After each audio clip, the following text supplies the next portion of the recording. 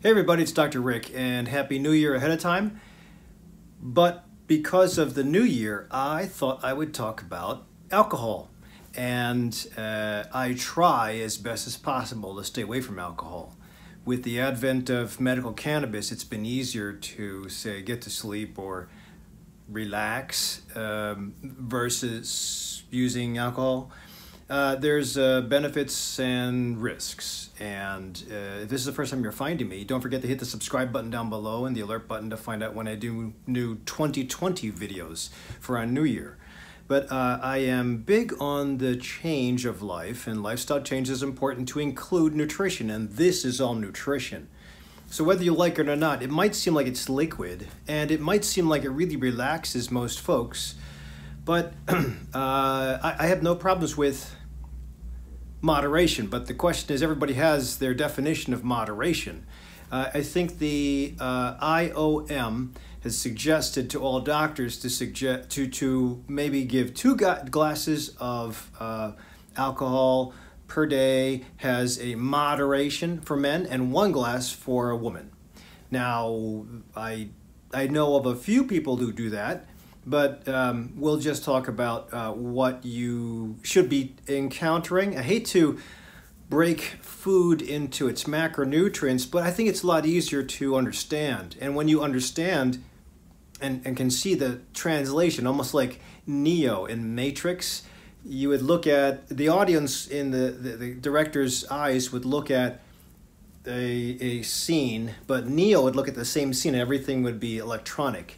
Well, I don't want everybody to think of food and beverage and dinner gatherings as numbers. It takes the value out of cherishing camaraderie, breaking bread with everybody. But when we're talking about obesity and high blood pressure, cholesterol, diabetes, and then that leading into heart attack, cancer, stroke, I think it's important to understand, or at least have a little bit of a grasp, when you're just not able to dent the waist or the BMI or the weight or the numbers that you get every year.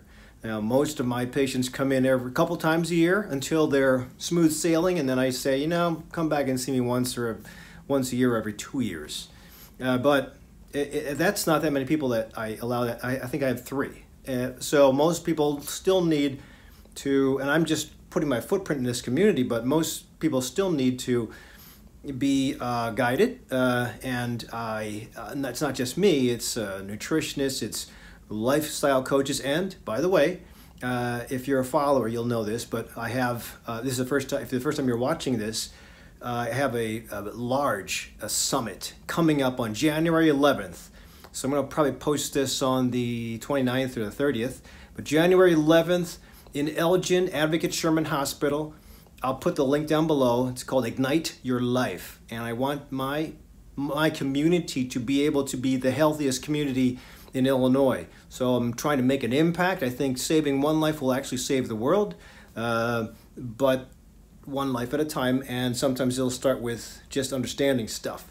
But come to the summit, it's free. Bring your questions, your vitamins, bring your crazy ideas. And then I have 7 of us that'll be up front to answer Q&A and give you our take on how we change lives. Anyway, as far as alcohol is concerned, I really try to limit my alcohol. I used to drink a lot of beer, but I found that it was very, very hard to lose weight.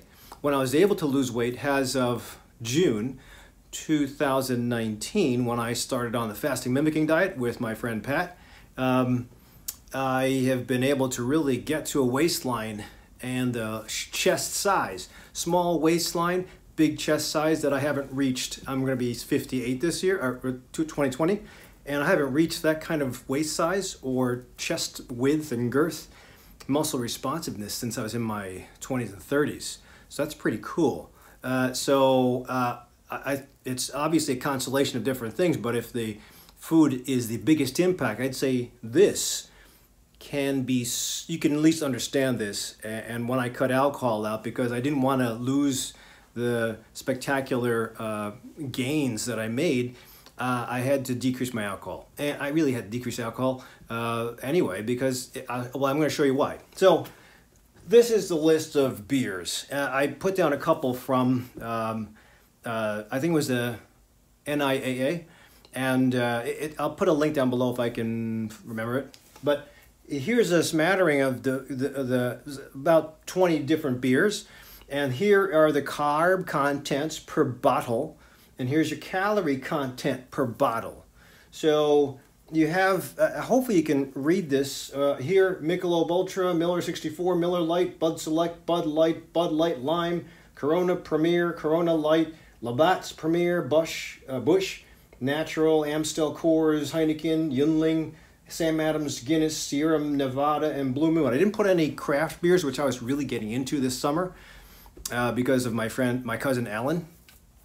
He introduced me. Craft beers are so good, but man, they are heavy. It's like taking a Guinness Stout, except with more carbs per can or per bottle. And I found myself making great strides with my diet, but then I'd blow it with alcohol. So I really stopped that when I saw the relationship. Didn't really put two and two together, but now I see the value. And personally, number two reason, aside from the alcohol adding on weight and size, it screwed up my workout.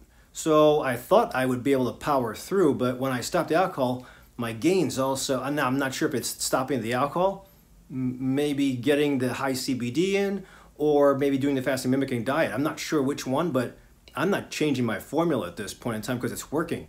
I got to prep for being 60, so some of you don't have to worry about 60, but it's coming. So if you're having an issue now, I would highly suggest you consider watching this. So the things that I put off, the lowest amount of carbs per can or per bottle would be the ones I put in blue. So that's Michelob Ultra, 2.5 grams of carbohydrates per bottle. Miller 64, 2.4 grams. Bud Select, 1.8. That was the best I found on their evaluation. Corona Premier, 2.8. And then Labatt Premier, 2.4. So you would think if you just have, say, 4 beers, that doesn't sound like too much. So let's just round off Bud Select. So if you have 4 Buds, just round it off to 2. So 4 Buds, that's 8 grams of carbohydrates. That's not that bad. For my diabetics, I go against what some of my registered dietitians say. For my diabetics, I really try to crank down the total carbs per day to like 25 to 30. That's tight. That's almost ketosis type eating. However, it works. And if we're having problems with insulin resistance, I think it works. Now, am I being tight? Yes, I am being tight. I'm a coach. So I don't want to just pussyfoot along and say, oh, okay, you can have it. No, I think that if we can make the weight and the waistline change and move, you won't need to worry about diabetes the majority of the time. So diabetes type 2, we never had diabetes type 2 until recently. It used to be very rare. Now we're getting it in kids. That makes no sense. But obesity is also high, so let's put 2 and 2 together. But so that doesn't sound like too much, right? 8 grams of carbs. However, if you look at the total calorie content, well, it is a lot if you can consider that 8 grams of carbs out of, say, 25. That means you only have less than 20 left. So if you only can eat that much in your 3 meals a day and have a drink or 2, 4 drinks, you're limiting it. But you have to consider the calorie content as well. So when we talk about carbs, I think what you should know is that insulin is probably not your friend if you're a pre-diabetic, if you're insulin resistant, which my patients know if they're insulin resistant because I'm checking insulin since the beginning of 2019. Most of my colleagues don't check insulin levels in the morning. My colleagues usually check random or fasting glucose and then hemoglobin A1C. Fasting glucose, as long as it's less than 100, we're cool. Hemoglobin A1C, as long as it's less than 5.7, we're cool. But usually it's fasting glucose of 102, 110, and hemoglobin A1C of 6, 6.2. So you see it creeping up. So those are all the entries into diabetes. Certainly not diabetic yet, but for all intents and purposes, you have to pretend that you're a diabetic. That's why my videos say pre-diabetes, but the same thing. Diabetes, pre-diabetes, the treatment's the same.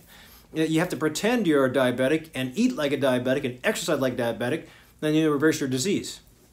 So even if you're not diabetic, these things add up. So I was talking about Bud Select. If you just take the calorie content, let's round 55 off to 50. 4 is 100 calories. That's not much either, but if you're only allowed 1,200 calories a day, you just had a large snack with that alcohol. And that leads me to the next thing. Usually you don't just have 4 beers. You usually have something else. And that's why I say no carb snacks down here. Because in most occasions, unless you're drinking alone, and if you're drinking alone, that's probably not a good thing. So we'll talk about alcohol dependence some other time. But so when you're drinking, usually there's going to be a game, a festivity going on, a party, and when you're having something in your hand, you're usually going to eat something too. Or now they sell it in the movies. They sell it at the Stratford Square Mall. So not only eating popcorn, you're also eating or drinking beer or wine or whatever they have. I think they might even have hard liquor if I'm not mistaken. But so it doesn't just go if you have Bud Select, it's not just the 100. 50, no, 200. That's the 200 calories. What am I talking about? 100. That's 200 calories in 4 beers.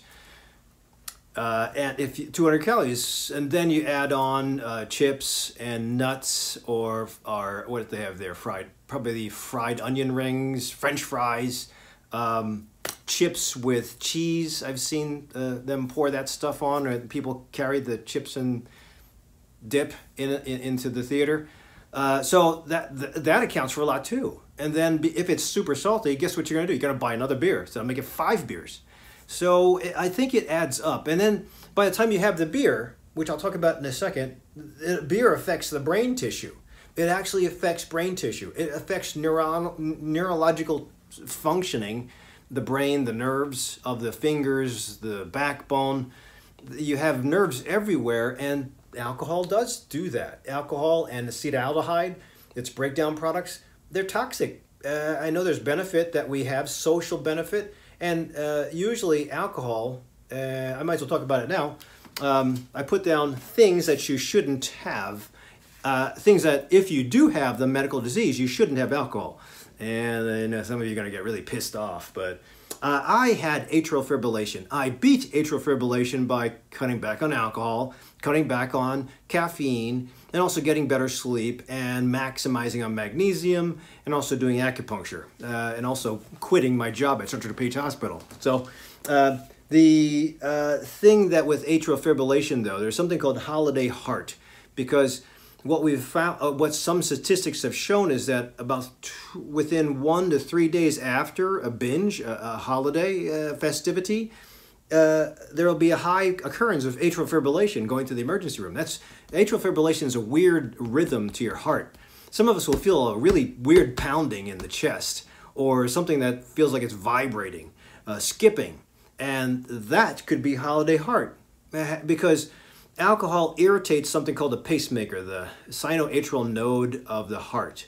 The heart has its pacemaker built in, and it sets off one beat or one contraction for the whole heart every second. And so a good heart rate is 60 beats per second.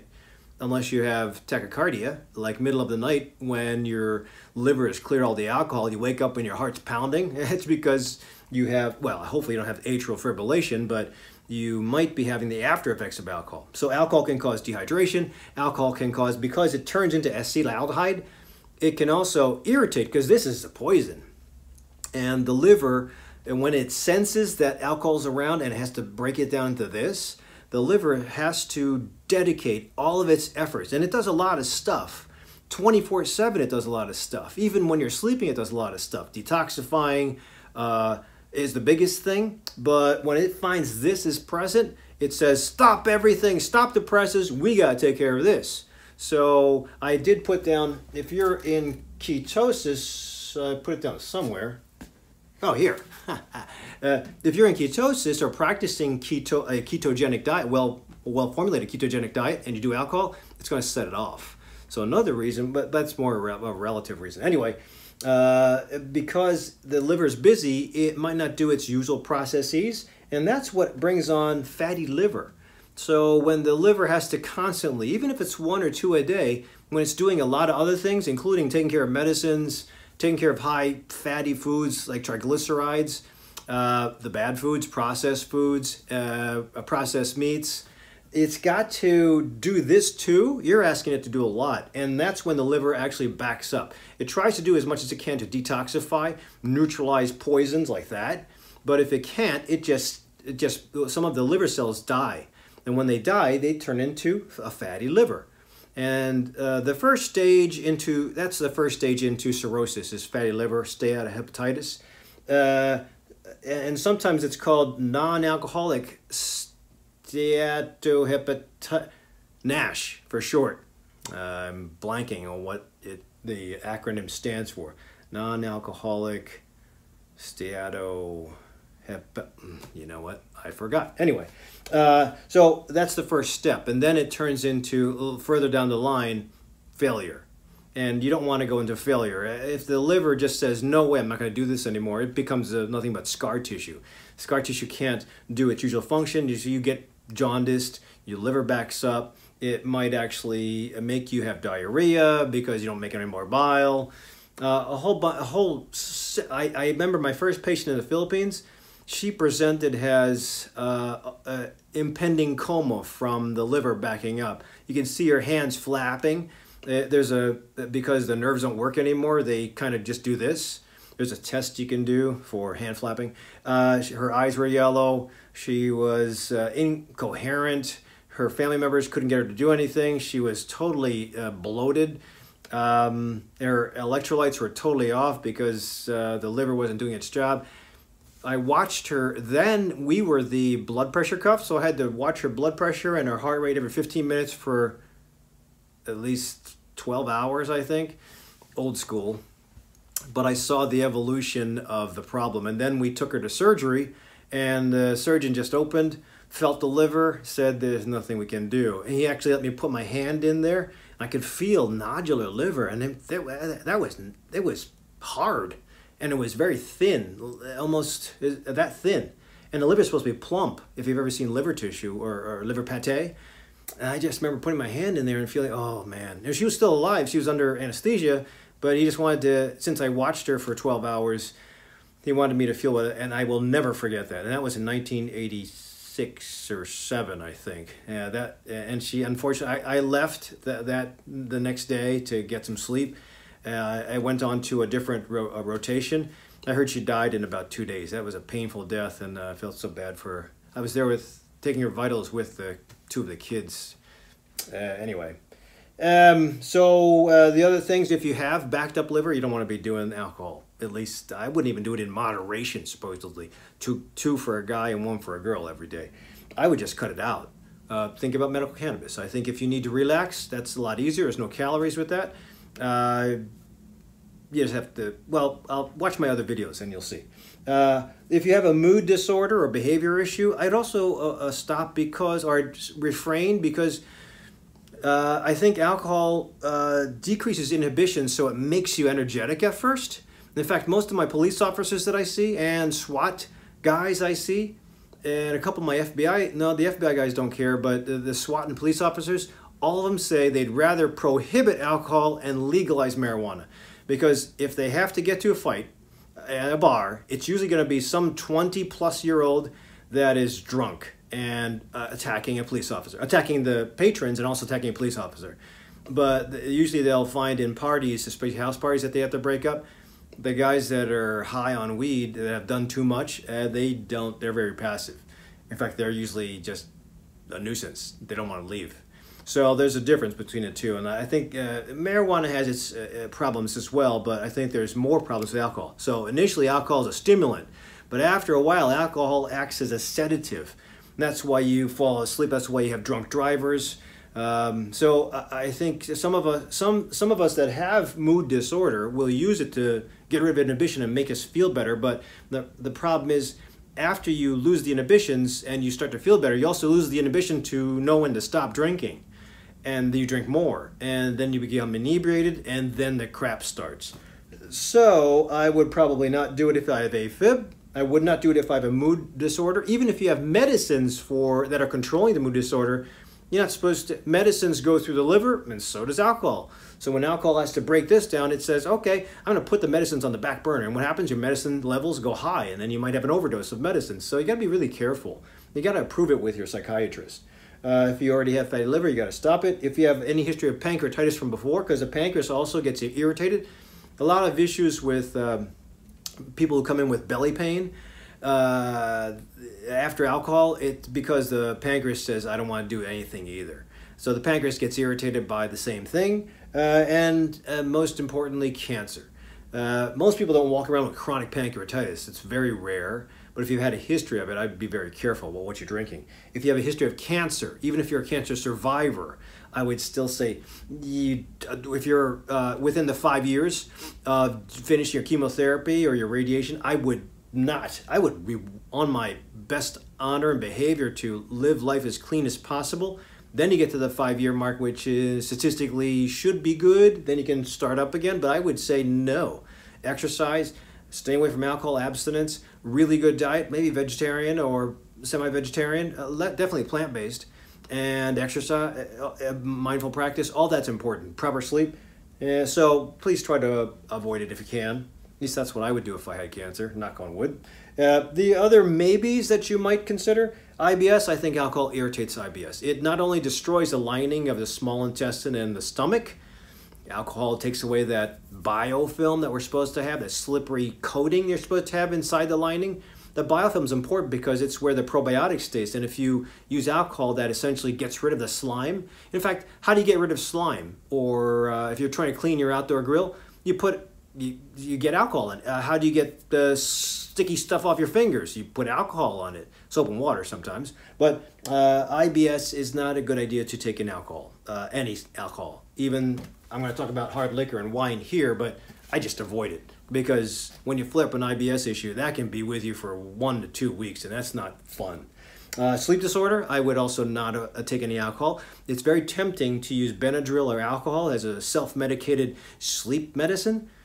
But the problem is it might make you get to sleep or go unconscious, but the brain doesn't rest. And then when alcohol is broken down in about 4 hours, you're going to wake up. Even if you don't wake up, the brain will start to wake up and it'll think, wait a minute, open your eyes, open your eyes. So a lot of people will usually wake up, if they have their nightcap at 9 or 10, they'll wake up about 2 or 3 a.m. and go pee. And if you're knocking down your sleep just because you think that the alcohol helped you get to sleep, you're really sacrificing. There's studies that show that the difference between 8 and 9 hours of sleep in a woman will increase the chances of breast cancer. So that's just one study. That's just one type of cancer. But hey, come on. Who wants that diagnosis? So if you have a sleep disorder, again, I'd rather have used cannabis. More so than even Xanax or Ambien. So alcohol, definitely a no-no. If you have to use Xanax, fine, get your doctor. If it's Ambien, okay, but keep on working on your sleep hygiene and your sleep habit, wakeful habit, sleep hygiene. If you have inflammation of any sort, I'd be very careful.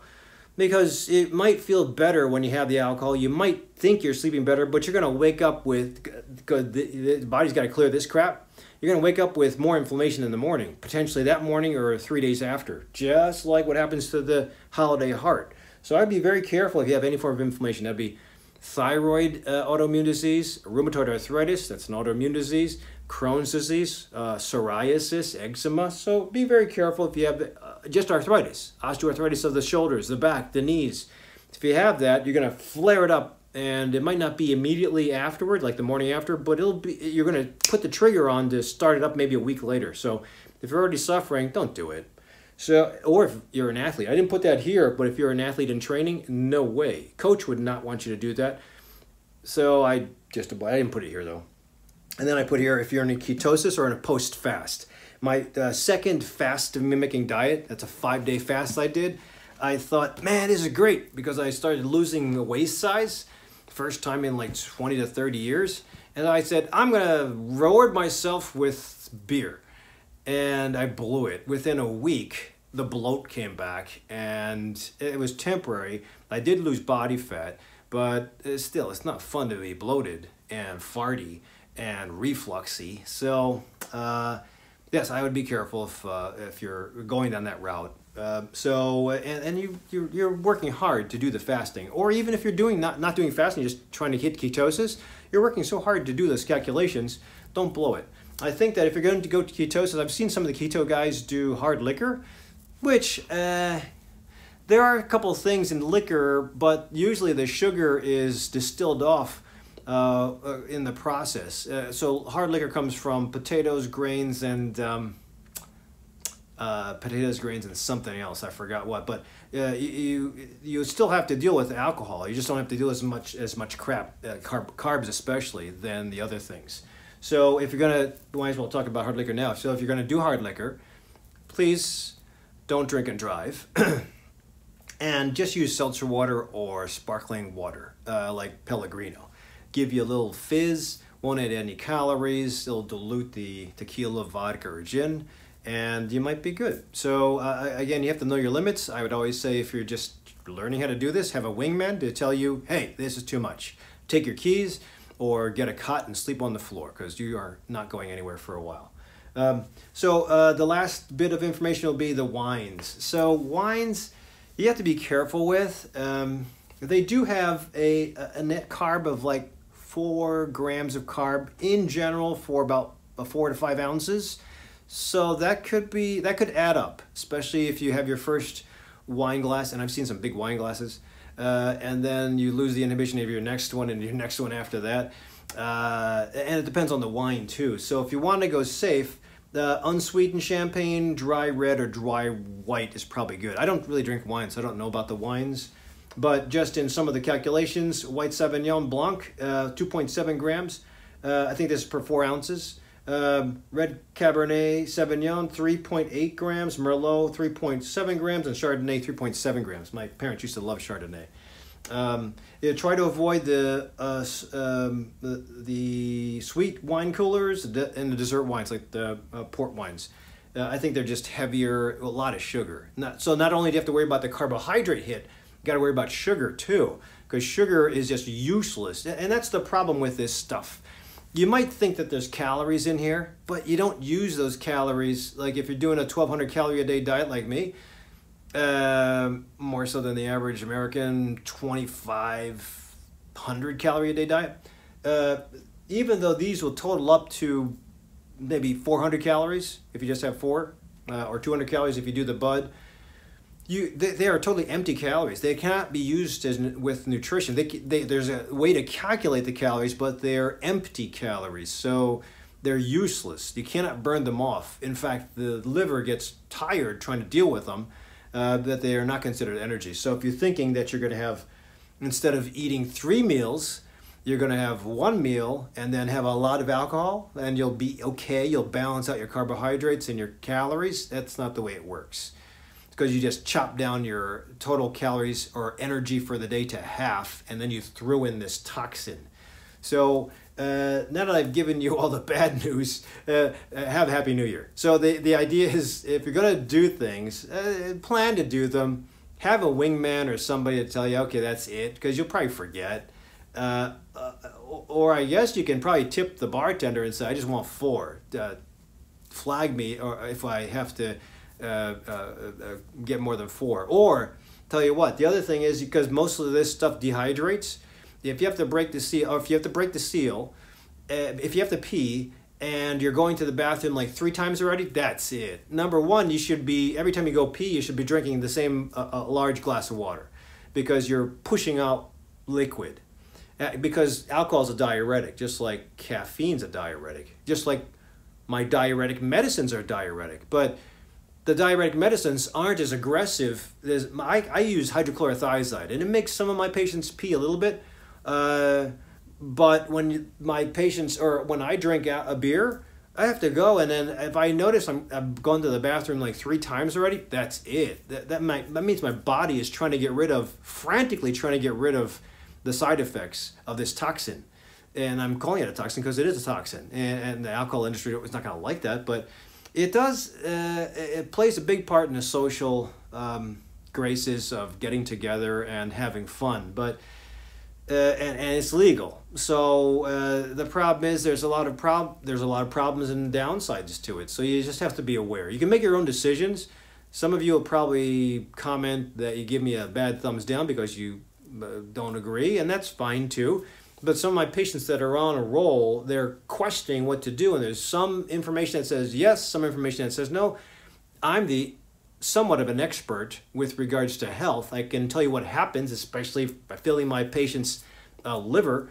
I can tell you what has happened with some of my patients. Most of my patients that have alcohol dependence, they'll try to maneuver around getting to AA or getting sober, and I honor that. But eventually they usually come back in and something triggers them to get off completely. Whether they stay off completely or not, it really depends on the social network that they were involved with. I think that AA is spectacular. I think the 12-step program is really strong, and I've seen, working in the media care /ER, when I have to put stitches in, I have seen non-relatives be in the room to support the patient that got cut or a broken ankle, and they supported them because it was very easy for the broken ankle guy or the laceration guy to say, can you give me some pain pills? Or can you, so the other guys the AA guys were there. It's not just for alcohol, it's other things, but their family. And the sponsor was there. Two sponsors were in the room, last time I remember, and they were supporting the injured patient that I was seeing. I thought that was very admirable. So it's a spectacular network of a family, not only family, but others that treat you like family. I think I'll try to put a link down below for sure. You can call up your local chapter and just sit in on one of the meetings. I think it's very useful. You don't have to even commit to anything. Just sit in a meeting. I think it's useful to be in a group. One of the biggest positives with Dean Ornish's heart reversal program is group therapy. It's a little bit uncomfortable at first, but it does work to... you have about 10 other people that can help you problem solve if you haven't problem solved the problem before. If you've just done it in your own mind and come up with a couple of ideas, but they haven't worked, use a group. Come to an expert that might be able to shorten your journey. I always think that the people who have doctors, counselors, therapists, personal trainers, life coaches, I think that we see so many people that we probably have a lot more experience than a person that's on their own, no matter what the intelligence or the school level, education level is.